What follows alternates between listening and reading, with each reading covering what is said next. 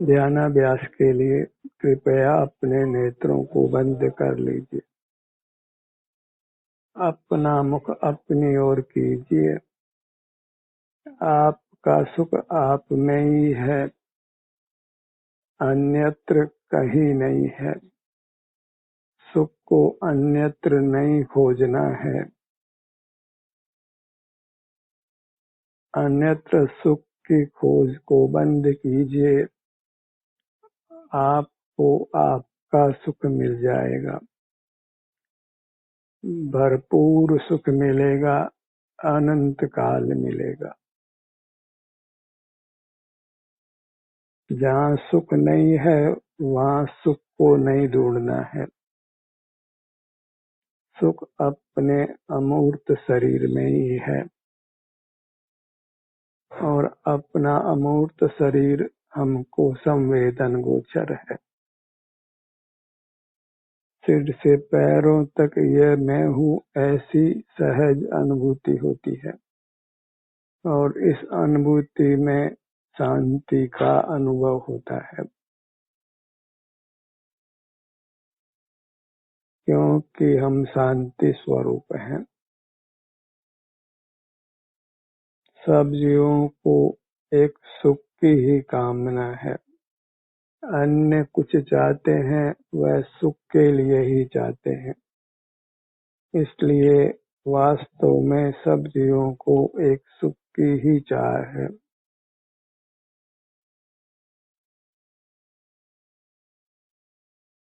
सुख के लिए हमें स्वस्थ रहना है, अपने में स्थित रहना है, अपनी सीमा में रहना है, अपने आभ्यंतर शरीर में ही निवास करना है। इस निवास में अनुपम सुख है, अद्भुत सुख है, अतीन्द्रिय सुख है। परमात्मा को भी उनके आभ्यंतर शरीर में ही सुख का अनुभव होता है। जो मुक्त हो गए हैं, सिद्ध परमात्मा हो गए हैं, उनको बाह्य मूर्त शरीर नहीं है। वे पूर्ण निर्बंध हैं। अनंत काल भी उनको मूर्त का बंधन नहीं होगा। वे जन्म मरण से मुक्त हो गए हैं, क्योंकि उन्होंने सुख की तलाश बाहर बंद की है। वे अपने को पाकर ही संतुष्ट हुए हैं। अब अन्य को देखना जानना भी नहीं है, अन्य में कुछ करना नहीं है, अन्य से कुछ आशा नहीं है। अपने को पाकर ही पूर्ण सुख की प्राप्ति हुई है।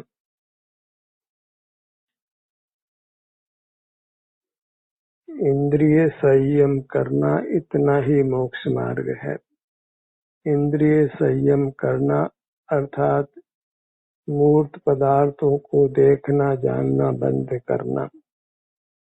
हम मूर्त पदार्थ ज्ञात नहीं होते हैं। मूर्त पदार्थ ही हमारे ज्ञान का विषय बनते हैं। उसी से हमको रागादिक दोषों की उत्पत्ति होती है, उससे संसार पनपता है। ज्ञान करने के भार से ही अपने को छुड़ाइए।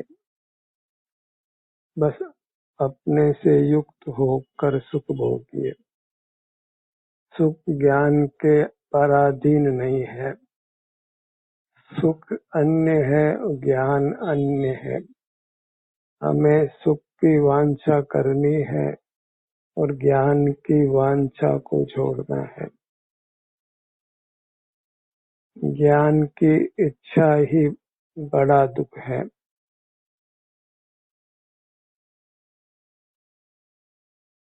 सुख प्रत्यक्ष संवेदन गोचर है, क्योंकि जीव स्वयं सुख का बना हुआ है।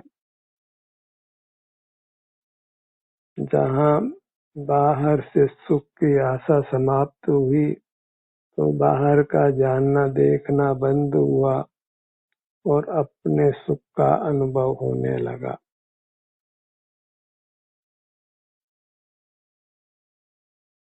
फिर शब्दों का कोई काम नहीं है। शब्दों के आश्रय से विकल्प ही होते हैं और जीवन निर्विकल्प स्वभावी है। इसलिए सुख शब्दातीत है, विकल्पातीत है, इंद्रियातीत है, प्रत्यक्ष संवेदन गोचर है और अपने में अपार सुख है और सुख के अलावा कुछ भी नहीं है।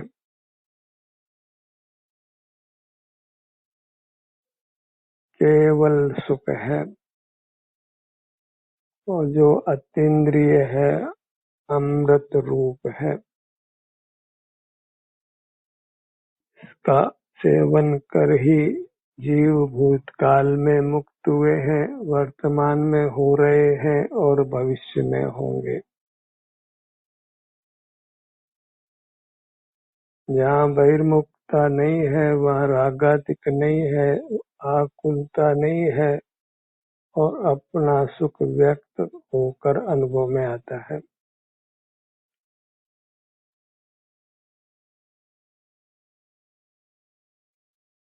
अपनी मुद्रा की दृष्टि बनाकर रखना है, क्योंकि सुख का साधन केवल अपनी मुद्रा है। बाह्य शरीर को देवालय मानिए, देवालय की तरह इसका आदर करिए। आभ्यंतर शरीर को देव मानिए और देव मानकर इसका सतत संवेदन करिए। वही इसकी आराधना करना है। इस आराधना से च्युत नहीं होना है, क्योंकि इस आराधना से च्युत होना अपराध की कोटि में है। उसी से हम कर्मों से बंध कर नाना दुख भोगते हैं।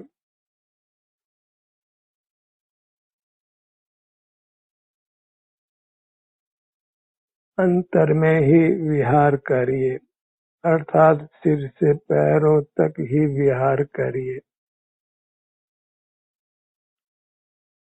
इसके परे किंचित भी सुख नहीं है, इसलिए इसके परे का कुछ भी देखना जानना नहीं है और अपना विस्तार भी केवल संवेदन गम्य है। इसके शांति के सुख के अनुभव रूप है। इसी को कोई आत्मज्ञान कहे तो कहे, पर इसका वास्तविक नाम स्वसंवेदन है, क्योंकि ज्ञान तो अभी परोक्ष है और अपना अनुभव प्रत्यक्ष है।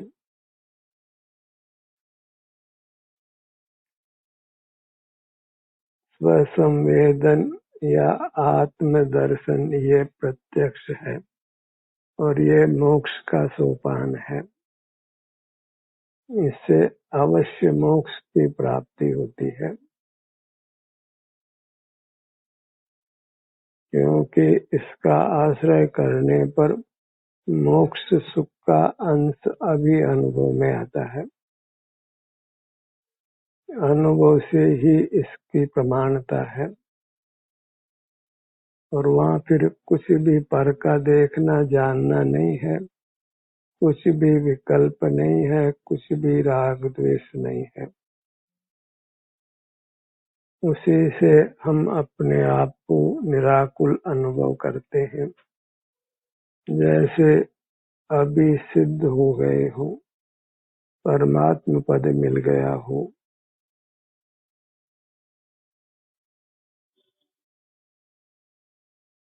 आपका आप अनुभव करता हुआ जीव परमात्मा समान है। और फिर अल्पकाल में प्रकट परमात्मा होता है।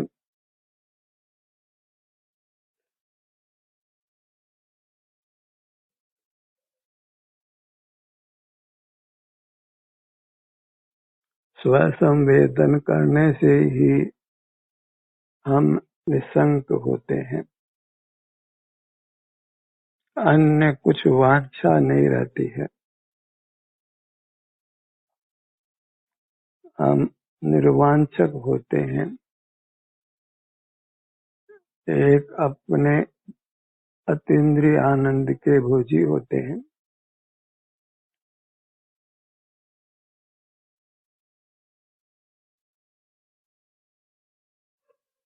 अपने में ही निमग्न रहना है, जिससे सहज ही निष्कंपता होती है। प्रतिमावत अडोल होते हैं। इस स्वसंवेदन से चूकना नहीं है, क्योंकि इससे चूकने से हम दुख के महासागर में जा पड़ते हैं।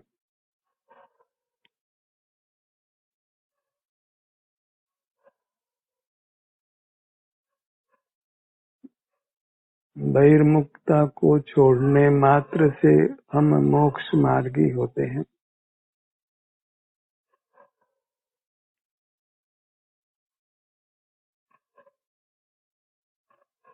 बहिर्मुखता को ही अशुद्ध उपयोग संज्ञा है।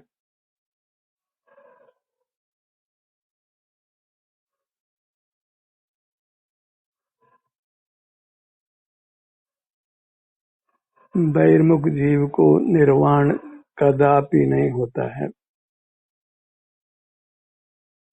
जो बाहर से विरक्त हो गया है, वही परमात्मा पद को पाता है।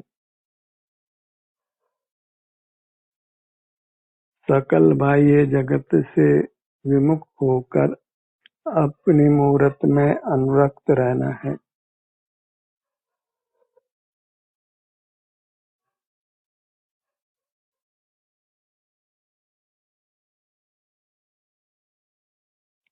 फिर दुख का कोई काम नहीं है।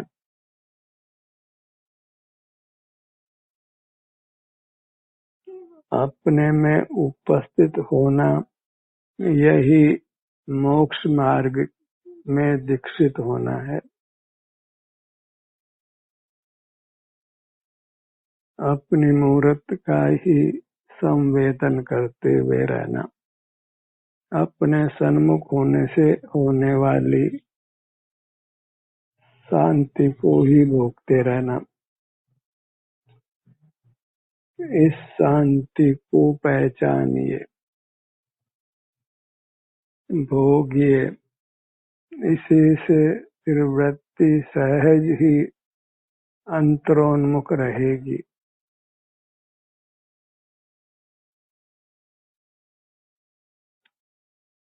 सुगमता से इंद्रिय जय होगी, बाहर का देखना जानना बंद होगा, व्यवहारातीत होंगे। फिर देव गुरु शास्त्र के प्रति भी कोई व्यवहार नहीं होगा, साधर्मी भाइयों के साथ भी व्यवहार नहीं होगा। केवल अपनी मूरत के आनंद का भोग होगा।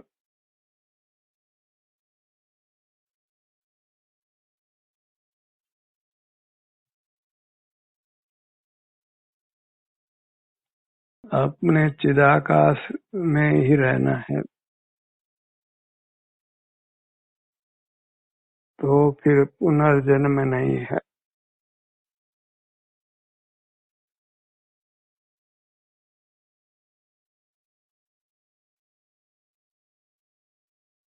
शरीराकार होने से अपनी मूरत को भी शरीर संज्ञा है। मूर्त शरीर के अंगोपांग जैसे ही हमारे अमूर्त शरीर के अंगोपांग हैं।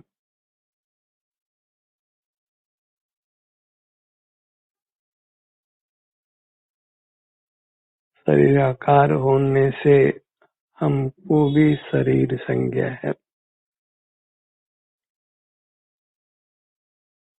लोक व्यवहार में हम मूर्त शरीर को देखकर ही एक दूसरे को पहचानते हैं। परमात्मा को भी मूर्त शरीर से ही पहचानते हैं।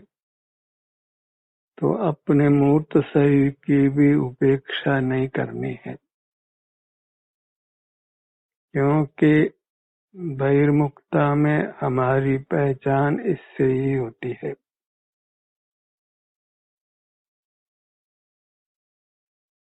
और इसी में अपने आभ्यंतर शरीर का एक क्षेत्रावकाश संश्लिष्ट रूप से निवास है।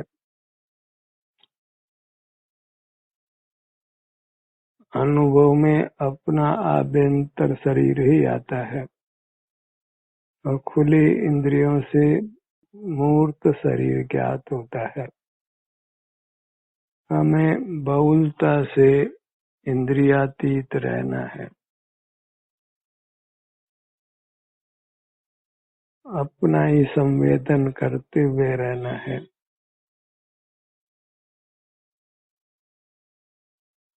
अपने ही सर्व अंगों का गहन परिचय कीजिए, क्योंकि अपने परिचय में ही सुख चैन है और पर परिचय में ही आकुलता है। जहाँ पर का परिचय है तो वहाँ पर के प्रति अवश्य राग द्वेष होता है।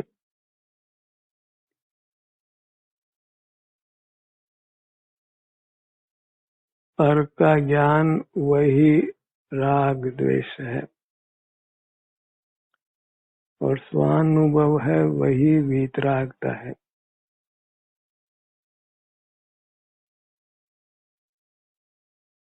अपने मुखमंडल को लक्ष्य में लीजिए। मुख के भाग पर आइए। दोनों होठों का स्थान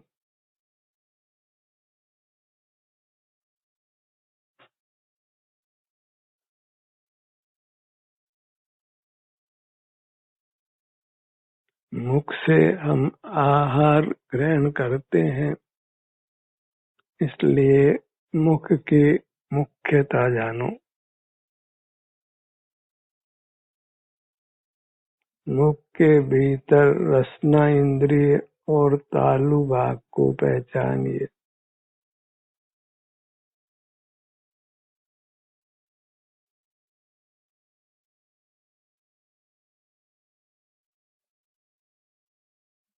कंठ का भाग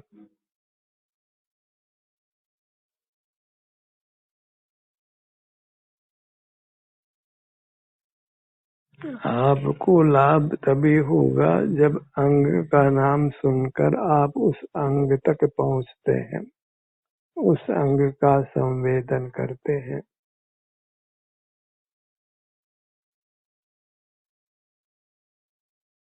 आनंद मूर्ति सदा ही उपलब्ध है, बस हमें इसका संवेदन करना है। और यह आनंद मूर्ति मोक्ष स्वरूप है, शिव स्वरूप है और शिव को करने वाली है। शिव नाम सुख का है, निराकुलता का है।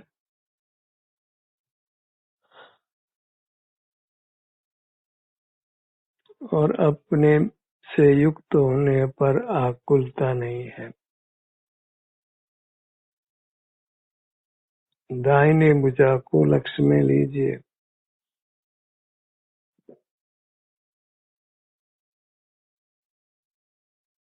दाहिनी हथेली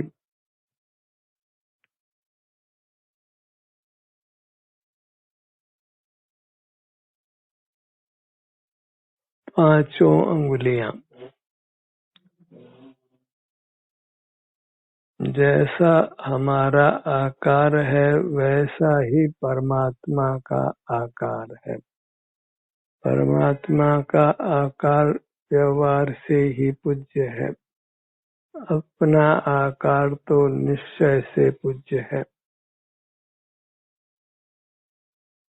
निश्चय से हमारा प्राप्त मूर्त शरीर ही अनंत की तरह उपासना करने योग्य है।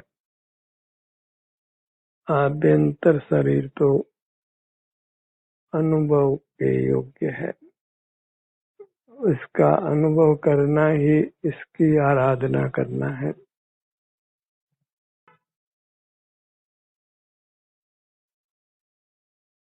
अपनी बाईं भुजा को अनुभव में लीजिए। अपने अंगों का ज्ञान नहीं होता, सुख स्वभाव होने से अनुभव ही होता है। ज्ञान मूर्त का ही है या विकल्प रूप है।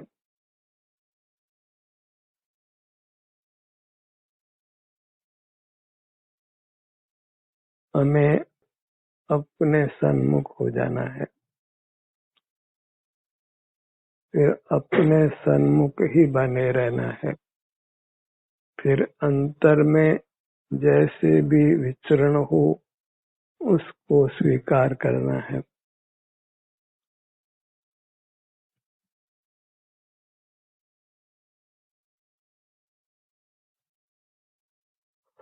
दाहिने पैर पर आइए।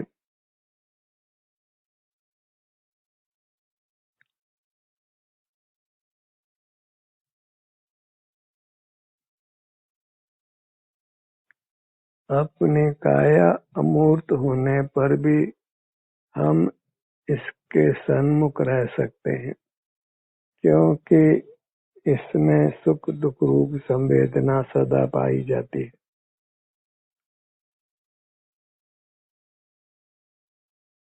इसी संवेदना का अनुभव करते हुए रहना है, अत्यंत गंभीर होकर।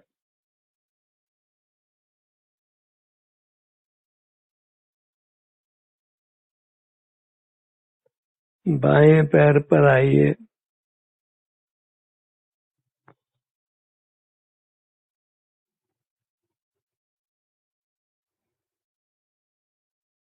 सर्व ही अंग उपांग हमको सुपरिचित हैं।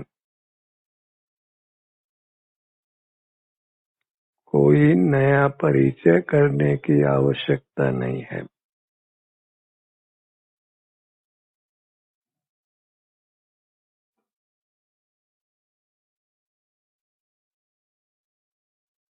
पीठ के भाग पर आइए।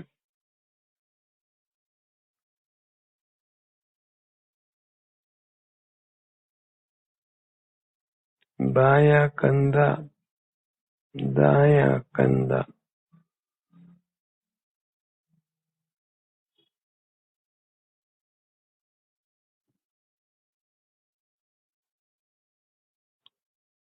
अपनी मूरत से ही सतत संयुक्त रहना है, कुछ प्रमाद में नहीं रहना है।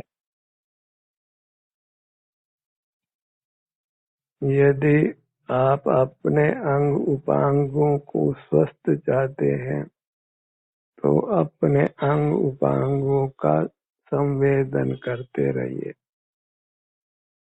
अनुभव करते हुए रहिए।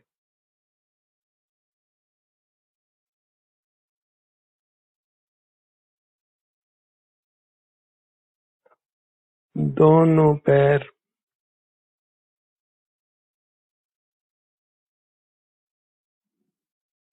दोनों घुटने,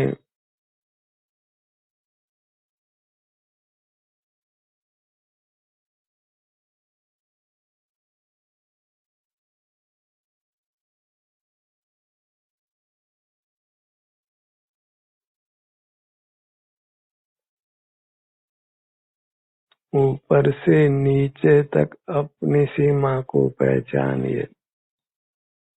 बाएं से दाएं, आगे से पीछे,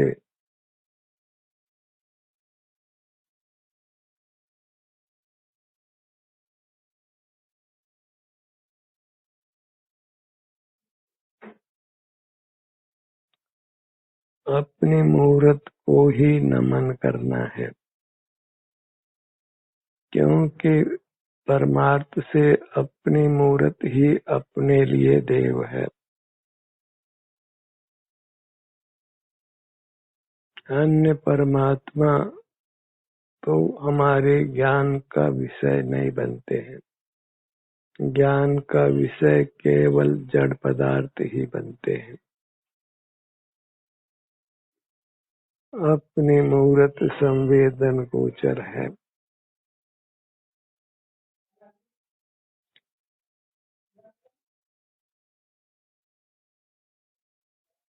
अपनी मूर्त से ही स्वाधीनता से युक्त रहिए।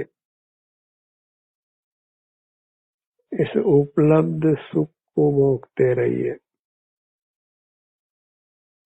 क्षेत्र से भले ही सीमा हो, पर सुख के अनुभव कराने के लिए यह असीम है। यहाँ सुख की कमी नहीं होती है। पूर्ण सुख सदा उपलब्ध है। बस बाहर से दृष्टि हटाना मात्र है। तो परमात्म सुख हमारे समक्ष ही है, हमारे अनुभव में आता है।